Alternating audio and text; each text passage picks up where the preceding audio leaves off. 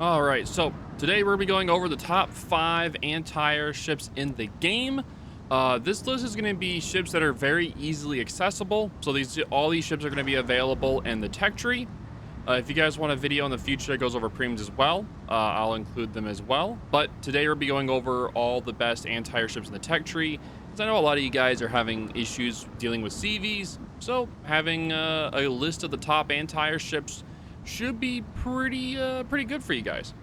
All right, so this is gonna be a top 5. It's gonna be in order. So number 5 is going to be the legendary Brig Gaming, as you can see here. The Vermont, the legendary Brig itself. This thing has 5.8 kilometer anti-air with 6 flags you can build into, with a very reasonably strong continuous damage as well. What makes this ship really good with anti-air is the fact that it does come with DFAA. And most CV players know to stay well away from this thing's anti-air. It will absolutely melt CV planes, tier 10 and tier 8. And in supers as well. The only CVs that really will attack this are the ones like the S6 or the Shinano that get those infinite squads. Also Nakamovs, because Nakamov planes are just, invincible normally. So, but yeah, number 5 is going to be Vermont. It is in the tech tree for the American. So you can go down here and get it right here. So just whenever the Colorado split is go down to the Vermont, can get it there. Oh, look at that. It's also double time for Research Bureau. I'll be resetting that tomorrow then. Hell yeah, dude. Let's go. All right, so for number 4, it is going to be... It's going to be 2 ships, since they're essentially the same ships. One's a tier 10 and one's a super.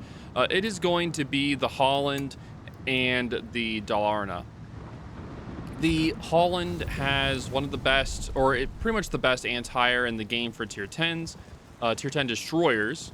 Has a 6 kilometer height anti-air. I don't know why I said hydro. With 6 flak that you can build into to get more of it. Great continuous damage as well. This thing is an absolute menace to CVs. You also get DFAA, which is really useful as well for against aircraft carriers. What makes this ship so great is that you can have the anti-air off, and then you can kind of let the airplanes get really close to you, and then you pop the DFAA and the priority sector at the same time, essentially. You pop the DFA first, and then you do the priority sector, and it will do a massive amount of damage to the planes. It almost pretty much wipe out the whole squad if you do it correctly. And the Dalarna and the Halland can both do the same thing. They both have extremely strong anti-air. If you guys are curious where to get this, you go in the European line here, and you go down, and it is right here, the Halland and the Dalarna. So they are the tier 10 and super.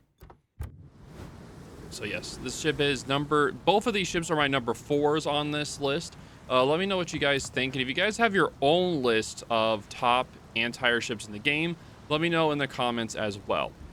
All right, so the next selection is going to be a newer ship to the game. It's newer. It's just came out of early access. It is going to be the Utrecht.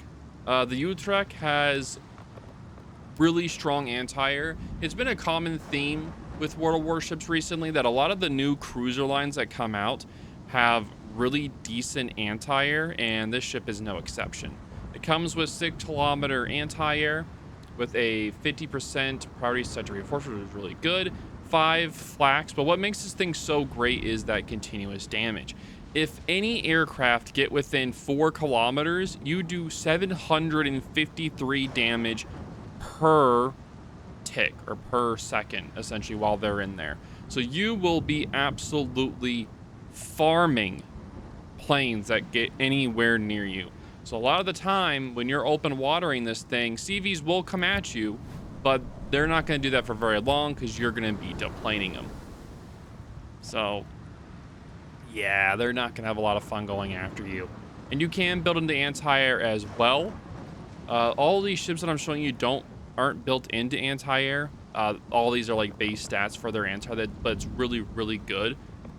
You can make them even stronger by building into it, which would just make them an absolute monstrosity. And if you're like, oh, I don't get a guaranteed match with the aircraft carrier? Well, all you have to do is get into a div with the CV, and then you get yourself a guaranteed CV match, and then you can bully the aircraft carrier the whole match. So, yeah. All right, so this is gonna be my number 3. My number 2 is also going to be a Dutch cruiser. It is going to be the Goulden Leeuw. The Goulden Leeuw also has very strong anti-air comparable with the Utrecht. One thing it does have over the Utrecht is the fact that it has DFAA. So you already get that amazing Dutch anti-air, then you just get the DFA on top of it, and it just makes it way, way, way, way stronger. The ship also, it's a really good flank defender with its anti-air, since it's usually you're supposed to place things by islands.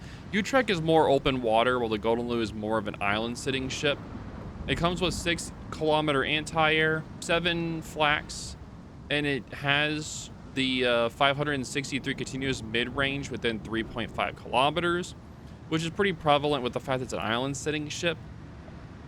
If it was more of an open water ship, it would definitely be around 4, but since it's more of an island sitting ship, it's going to be 3.5. And when you activate the DFAA, it does increase that number substantially for the damage. So most CVs aren't going to want to be anywhere near that.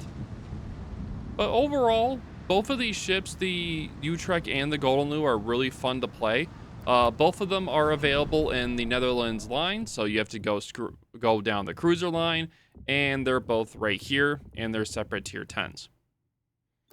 All right, so for the number 1 slot, number 1, before we do the number 1, we're going to do 2 honorable mentions. The first honorable mention has to be Petro. Yeah, the good old Russian Soviet-biased Petro Pavlovsk itself. This thing is literally just god tier at everything. I don't know what it isn't good at. Like, this thing is literally just Soviet Stalininium all over it. The guns, the anti-air, the ship itself, everything is just god tier in what it can do. The ship has 6.6 kilometer anti-air, 8 flak. You can build into more. It has one of the highest number of flaks in the game for its anti-air when you build into it. Continuous damage, it's good, it's decent. You can do DFA if you'd like, but of course I do hydro. If you do decide to build an anti-air, this thing is an absolute monstrosity to deal with. For CVs that are fighting you, it's going to be such a pain. But yes, this ship has very, very strong anti-air. Really good ship overall. You can get it in the Soviet techtree line, the USSR. You just go down the line right here, and it's right here. So the Petro and the Novo both have very strong anti-air. The other honorable mention is going to be the Annapolis. The super ship for the Des Moines line has amazing anti-air as well. It has 6-kilometer anti-air with 10 flak, with 560 damage base for the anti-air. And that is just base. And you can build into it as well, which makes it even more of a monstrosity. Yeah, this thing is absolutely insane for anti-air. Out of the super ships, it has one of the highest anti-airs for the super ships, super cruisers. It does incredibly well against aircraft carriers. Just does amazingly well. I love it. All right, so for the final ship, and most of you guys are probably guess what it's going to be. It's going to be the Worcester and the Jacksonville. The Worcester and the Jacksonville both have extremely strong anti-air. The Jacksonville has the superior anti-air over the Worcester, of course. It has 6 flak with 882 damage continuous for anti-air within 4 kilometers. And this thing has a range of 6.9 kilometers. And you also come with DFAA. This ship is legit a anti-air bubble. Any CV, super, tier 10, tier 8, it don't matter. Anything gets into this bubble, it is going to be suffering. It is going to regret its life. So normally aircraft carriers decide to stay really far away from this thing. If they see it in a match, they normally don't get near it unless they have to. And when they do, they lose all of their planes and they don't have a fun time.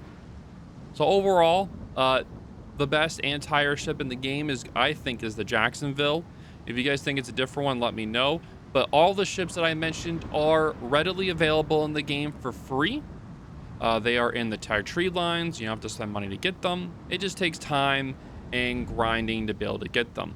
Now, there are premium ships that have very strong anti-air that I did not mention, but I just wanted to do a video on ships that are readily available, that are tech trees, that you guys are easily able to grind and like work for or toward if you really have a dislike for CVs, which, let's just be honest, if you're watching this video, you have a strong dislike for CVs. The Worcester also comes with DFA as well. Oh yeah, if you guys didn't know, you could also like reorder your consumables. If you didn't know that, now you do. You're welcome. Also, if you don't take radar on the Worcester, yeah, I don't know what's going on here, but yeah. I think I did. No, I didn't. I was going to say that I do like spotter on the Jacksonville. No, I didn't. I'm trying to think of like another really strong anti-air ship for like battleships. There really isn't that many. Like Vermont's really good. I'm trying to think of like another one. I think the Republic also has decent anti-air for the tech trees. Let me see. 6 kilometers, 8. Yeah, it's actually not bad. The Republic also has decent anti-air as well. Unfortunately, it doesn't have DFAA, which is a big downer. If it had DFAA, it would be like 1,000 times better. Colombo, no, terrible anti-air. Liberta,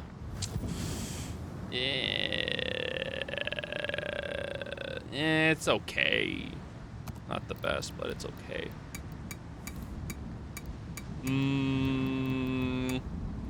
Conqueror has... Blech. Actually, no. Mid-range is actually pretty decent on Conqueror. 3.5. That 3.5, though, is the problem. 627 is really good. But the range being 627, normally... I don't know. Normally, by the time they get to that range, they're about to attack you anyway, so they're not going to be staying there very long. St. Vincent does have really good anti-air, but it has that 3.5. It does come with DFAA, though, which is really good. So St. Vincent could be another really good anti-air ship, battleship. The Kremlin, with its recent survivability, well, unnerf, is pretty decent with its anti-air. It doesn't come with DFAA, though. The Japanese, I think the Bongo has, let me see, Bongo 5.8. Nope. Bongo does not have decent anti-air, no. Well, most Japanese battleships have absolute garbage anti-air, so you really don't even want to go there. But anywho, let me know what you guys think of this video on this top 5. Let me know if you agree with it, if you disagree. Just let me know. But yeah, I'll see you guys in the next video. Thank you all for watching. Make sure to like, subscribe, and leave a comment. Deuces.